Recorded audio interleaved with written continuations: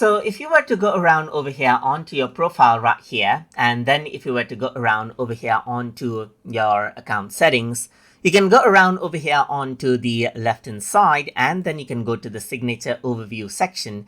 And here you will be able to go ahead and track out the signatures that you have sent, and you can go ahead and track the status of it. And you can go ahead and download it wherever you like.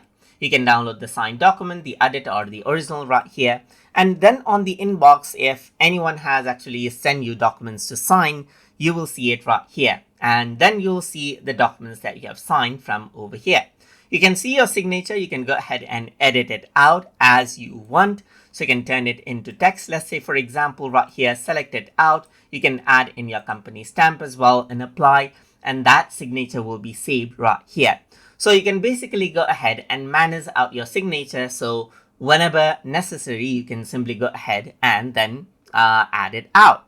So apart from that, over here in the signature section, you can click on send to only see these sent signatures. You can go ahead and filter it out as well. Like you can go and filter it out by signed, by voided right here, apply to go ahead and filter it out right here, just like this as well.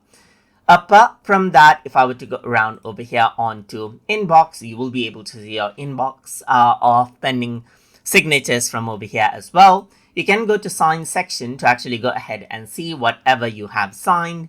If you were to go to template right here, just like this, you can maintain out signature templates from here and so forth.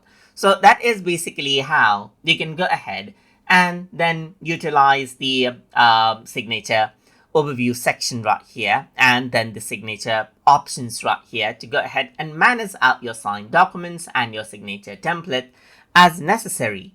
So I hope you guys learned something as always. And as always, please like, comment, share, and subscribe.